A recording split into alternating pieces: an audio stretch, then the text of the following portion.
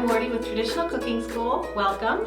Today we're going to be making no-pound sauerkraut, and I'm going to be using a 1-gallon fermenting crock from Ohio Stoneware, showing you how to use that. So if you're ready, let's get started. This is really easy and so simple. This sauerkraut requires 2 ingredients only. Cabbage, obviously, and you definitely want to get organic cabbage. You need about 5 pounds of cabbage to do a gallon of sauerkraut. And you'll need unrefined sea salt. This is Redmond real salt, great salt. And of course, besides the ingredients, you do need a fermenting vessel. Today's video is going to show you how to do this in a 1-gallon fermenting crock. This one is from Ohio Stoneware, and it's their style that has weights to weight down your cabbage on top, stone weights. If you have a more traditional style crock that may have a gutter for water, the instructions will be slightly different, but not very much at all. First thing I'm going to do is shred this cabbage. You can use a food processor. I like to do it by hand because I don't like sauerkraut that is finely shredded. I like more substantial pieces, I guess you could say. So this needs to be cut in half, and it's quite a large cabbage. It's a little over 5 pounds, so I didn't need to get multiple. Now I'm going to cut it in fourths and cut the core out of each fourth.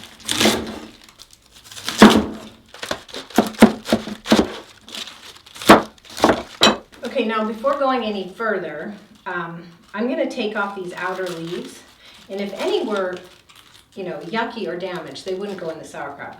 Those I already peeled away, but I'm going to save a handful of these outer leaves because they're going to go on top of my sauerkraut.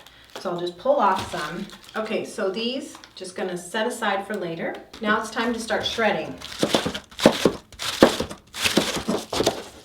Okay, all these long pieces can be cut in halves or thirds, so they're not quite so long.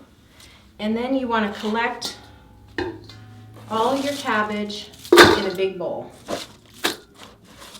And I'll continue. So here's all the shredded cabbage. A lot of it, huh? This is going to be so good. Now, salt. Here's where the easy part comes in. A lot of traditional recipes, not to fault them, have you pounding your sauerkraut to release its juices, because sauerkraut needs to have a brine around it. Cabbage needs to have a brine around it, a salty brine, to ferment properly. This is just dry cabbage, right? No, it's not. You can either pound it to release all the juices, or you can let the salt do the work for you. And that's what we're going to do. I'm going to mix this with salt. And probably about 3 tablespoons is the right amount to use for 5 pounds of cabbage. So that's where I'm going to start. There's 3. And I'll mix this and then let it sit. And while it sits, the salt will pull the juices out of the cabbage, making its own brine. No pounding. Pretty cool. So at this point, what I do is taste. I'm looking for a cabbage that tastes a bit on the salty side, but it's still quite yummy. So it's not too salty. It's sort of like nicely salted cabbage. Salt gives great flavor, so that's what I'm looking for, is good flavor. So now you just give it about half hour to an hour, however long it takes for the salt to pull the juices out, and you get a nice juicy mixture there. During that time, as you see, I'm covering it with a cheesecloth that just keeps dust and bugs out. And I'll check on this in a bit. It's time to check on this. Yeah, it's juicier, it's wet, greener, brighter color. I can tell it's juicy when I mix there, so we are good. Okay, now it's time to fill the crock. The fun part. Gonna take this lid off and get the cabbage in. Now, when you're filling the crock, you just want to pack it in. So I put several spoonfuls in. It needs to be tight. So put several spoonfuls in.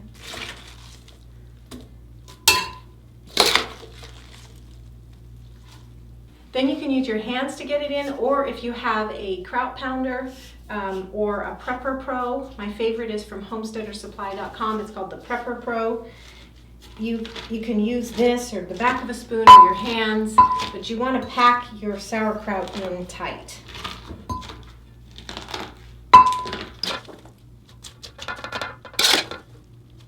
It might look like it's almost full, and then you start pressing and you can get it down a lot more. What you want here is for it to be 2/3 to 3/4 full, and this one is, it's at about 2/3. And I'm still packing it down. It's quite juicy. It's not fully submerged in juice yet.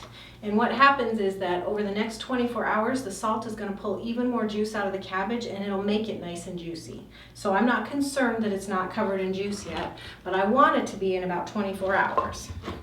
Remember the cabbage leaves? So they are going to go on top. And this is going to be kind of a barrier just to, we'll put the stones on top of these, and it's just going to keep it all together so that when the liquid is coming up, you won't have bits of cabbage coming up. They're all going to be held down below the leaves. Okay, that's good. I arranged the cabbage leaves so they were as far out to the edges as possible, and pretty much, most of the kraut is covered. And now it's time to add the weights right on top. This just holds the whole mixture down. And I'm going to add the lid. This is a beautiful sight. Let's talk about what's going to happen next. Well, it needs to ferment. It needs to turn into sauerkraut. This is still raw cabbage coated with salt, a little bit juicy. Well, the sauerkraut happens when the organisms that are just on this organic cabbage do the work. They're lactobacilli, and they're going to eat the sugar in the cabbage, and they're going to produce beneficial acids and more of themselves, and they'll just proliferate, and they will change the texture of this raw cabbage into sauerkraut. And that happens at room temperature over the course of 5 to 7 to 10 days, so right around 72 degrees Fahrenheit. If the weather is warmer, the process will happen faster. If it's cooler, it may take longer. The first 24 hours are really important though, because in order for the fermentation to proceed correctly, there needs to be enough brine to cover all of this and then some. So we need to have liquid above the top of the cabbage leaves that are on top.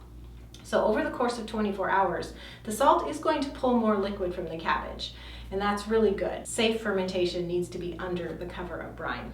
And it may gurgle over, the week or so that it's fermenting, because the organisms are going to be eating the sugar and producing gases. That's why you might have bubbles in your sauerkraut. And so if you need to open it up, you need to press everything back down because there's gases trapped in the sauerkraut. That's totally fine. Feel free to do that. This is a beautiful natural process.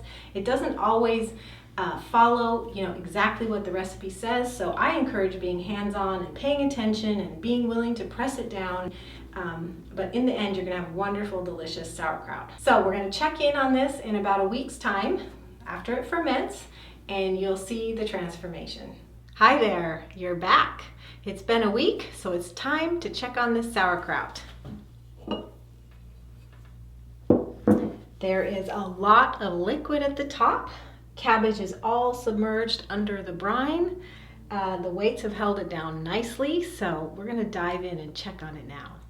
All right, take out these stones.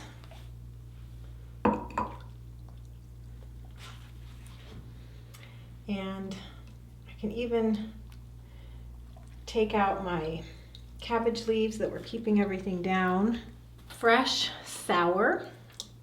Nothing repulsive. The cabbage leaves have softened significantly, but I'm pressing my fork in and they have a little resistance, which means they're still crunchy. And now it's time to actually just take a taste.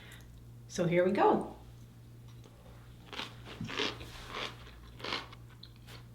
That is a super batch of sauerkraut. It's salty, it's tangy, sour, crunch of cabbage. Ooh, I just love sauerkraut.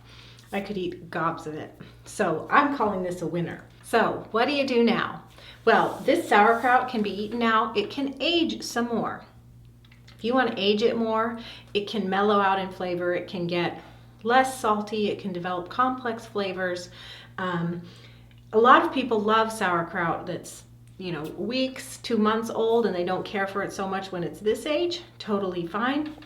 So you want to move it to cold storage, and if you have a refrigerator space, extra refrigerator, or like a cellar that can accommodate this large of a container, you can just keep it in this container.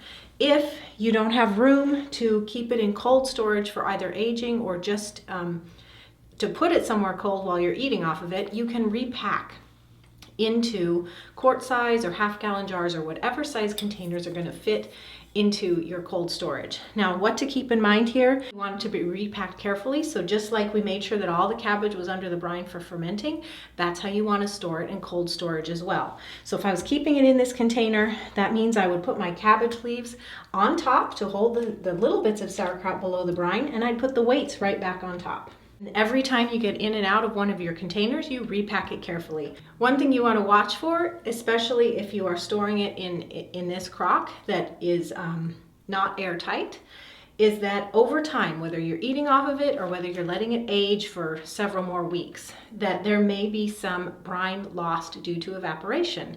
And you don't ever want your sauerkraut to go dry. So if you notice that the brine is getting low and the sauerkraut's getting exposed, you can add brine from another batch. You could add a little bit of salt water. Just make sure that it's always submerged in brine. Same thing in a jar. If it's in a jar, make sure it's submerged in brine. So there's your no-pound sauerkraut. If you're here and you have not yet grabbed my free fermenting formulas cheat sheet, where I go through formulas for all kinds of ferments, krauts, relishes, salsas, kind of anything, pickles, beverages that you could ferment in your home, please do grab that. You can get that at tradcookschool.com/free sheet, where free sheet is one word. And again, you'll get a couple-page document that gives you formulas for creating all kinds of ferments. I go through the salt and the brine and how much veggies, and if you need a starter culture, and kind of all the formulas for all those ferments so that you can create your own at home safely with the ingredients you have on hand. Again, a link to that is tradcookschool.com/free sheet. I want to thank Ohio Stoneware greatly for giving us this crock that I could use to demonstrate and show you how wonderful it is. They have crocks like this. They also have larger crocks. At home, we also have a traditional style crock that's a 3-gallon that has a water gutter in top to keep it completely airtight. It works fabulous. They have a great selection of products, so I highly recommend you check them out. You'll find a link below this video. Thanks for joining me. God bless you. Bye-bye.